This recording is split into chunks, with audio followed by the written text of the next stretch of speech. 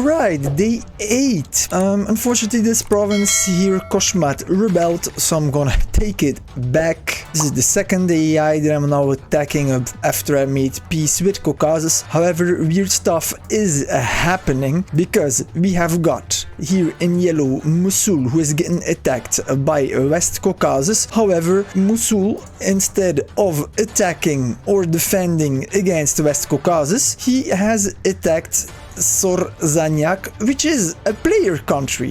It's played by Aurelian. On top of it, Van moved through Mosul to get to Baghdad over here. So it looks from where I'm sitting that we've got Caucasus, who is multi-accounting. There have been quite some multi-accounts already on the map that were banned. I mean, this is not normal gaming behavior. Why would Van move through Mosul instead of attacking Zorzanyak over here straight away? And why would Baghdad start a new war instead of defending? Doesn't make any sense, right? Freaking hell. And I didn't like the attitude of West Caucasus, the land grabbing and then trying to make peace, offering to throw his allies under the bus. His so-called allies could actually be his other accounts, for all that I know. Eyalet is true to his word. He's gonna take out the capital of Sivas with quite a formidable army. He has 6 stormtroopers. Also another balloon now of West Caucasus got over here. I mean, I don't like this player at all, man. Day 8 also means Mightiest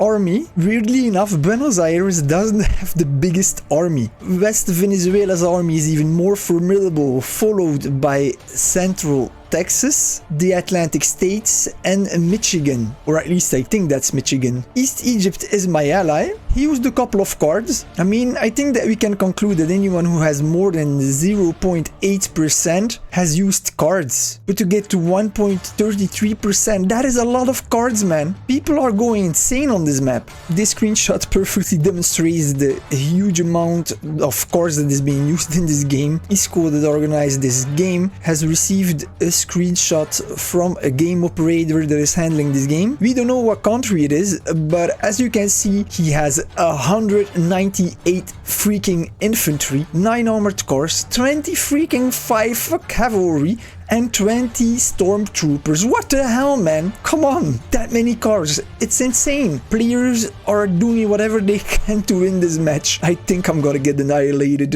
sooner than later, I guess. 2 hours later. Weird stuff is happening, man. Instead that Zorzanyak over here in red is defending himself against the units here of Mosul, he's sending all his units away, direction Halep here in green. And it's so weird because Caucasus, Van, Caleb, Mosul in yellow, they were all in the same coalition sharing maps, man.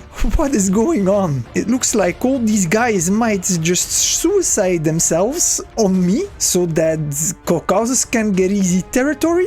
What the hell is this, man? And now he already has a level 3 bunker in construction over here with the freaking steel that I should have had, man. He has 1, 2, 3 single steel provinces and 2 double ones. Freaking hell, man. This guy must have an abundance of steel. I have 1, 2, 3 single, 4 single steels and 1 double. Oh, I'm richer than I thought. And we've got the AI who's counterattacking me. I wanted to join up all my units over here because my cavalry and infantry are almost at 50%. So I wanted to merge them with fresh units. But I'm gonna have to take care of this first. He needs 1 hour 45 minutes. I'm gonna get all these units here in place, 7 of them, and 1 armored car. I wanted these 7 units and 2 cavalry joining up with my principal stack, but that ain't going to happen, unfortunately. I forgot a very important thing, which is building industry. We are day 8. So I finally launched my industry. It takes 1 day, 19 hours, 45 minutes. But to be able to do this, I had to cancel the railroad over here that I was building. It only has a 5 out of 60 hit points. And so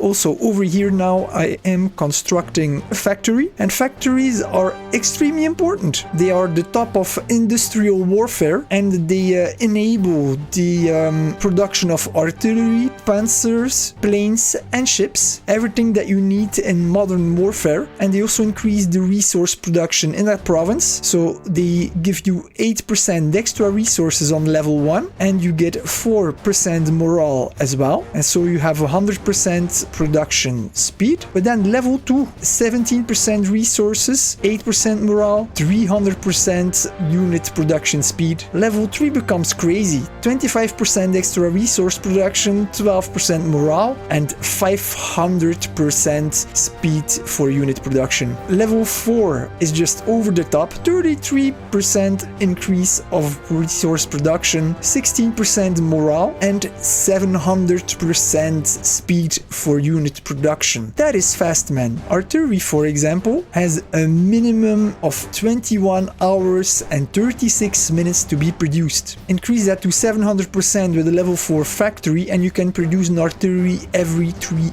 hours. That becomes way more interesting. So I've got 2 factories in construction, so soon now I'm gonna have to decide whether I want to produce artillery, light panzers, or heavy panzers. But you can see they cost a lot of steel, which is what I lack a bit, but it is what it is, I guess. Our first YouTuber has lost. North Hejaz had to evacuate his core provinces. Egypt has been generous and gave him a province, so he's getting most of his army on land. I don't get it, I don't get it. Happens a lot in Call of War 2. I guess he wants to continue to fight, but personally I would have preferred to fight until the end. He still has 69 infantry, 2 balloons, 1 stormtrooper, and 6 cavalry, or even more, because I see another stormtrooper over here and some other units I didn't see, I think. Central Al-Rashid, also known as Saudi Arabia in Call of War, is giving the chase, so I don't know what's going to happen. And the last interesting thing, now that I attacked a couple of AI, I am ranked 30, place 30 of 500. That's not bad, man. Not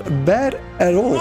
Bien is still alive and kicking. 2 hours later. And then you've got Caucasus that is moving through Van as well. Plus he already has a balloon over here too. And then you've got over here Sivas, who is selling out. So I'm going to intercept him. Eyalet is going to attack our dear friend Sivas here at 5 past midnight. So I'm gonna set my march as well. I'm gonna set a timer. 21, that's good. He needs 1 hour 28 over here. I need 42 minutes. And over here 34, that's good. Most probably our friend West Caucasus, while asleep, he's going to attack. This ain't looking good, man. And I've received the news that Caucasus is not multi-accounting. So the only explanation now that I can find is that they are taking over inactives between them, and that the inactives are sending their units away to attack us, I guess. I'm not really sure if this would then be considered wolf packing, as they are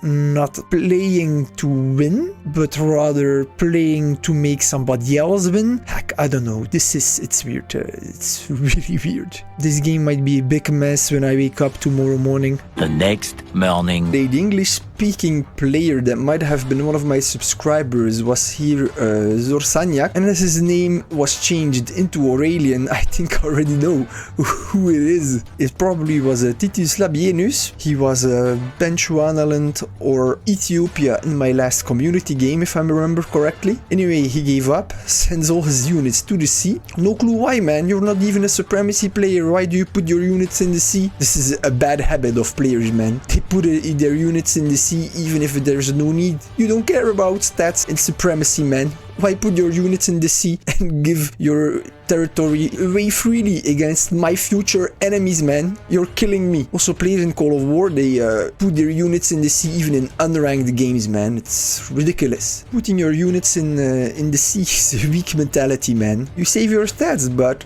who cares? The most important thing is that it completely unbalances the game for everyone else, man. We've got Caucasus that have been able to expand, took over all of Baghdad. Now he's taking large parts of Zorsanyak. He's expanding at his leisure. This ain't good for me, man. I've learned that sharing maps with a lot of players on big maps like this is a very common practice. Players don't backstab usually. They try to have shared maps with as much players as possible to be able to get some more intelligence. They cooperate temporarily, then if somebody stops, they can take them over, they can receive resources. It has its benefits, of course. I might have done the same if it wasn't for the fact that I'm actually in a YouTube team, but we're gonna have to do something about West Caucasus, because I'm surrounded by West Caucasus and Van. And then you have Haleb, who is a Kromir, the top 600 player, so this is very,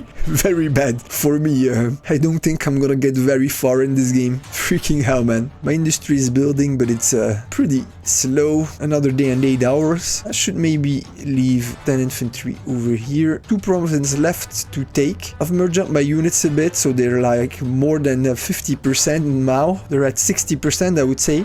But supremacy is so slow, man. And if you want to heal up your units, you need to retreat to a province of 80% morale. I mean, 80% morale? That would be Karamagara. That's far away, man. If each time you need to retreat that far behind your lines, how can you win a game? That's crazy. I hope you have enjoyed this video. Please subscribe and hit that bell button for notifications. I want to say a warm thank you to my members and elite members for supporting this channel.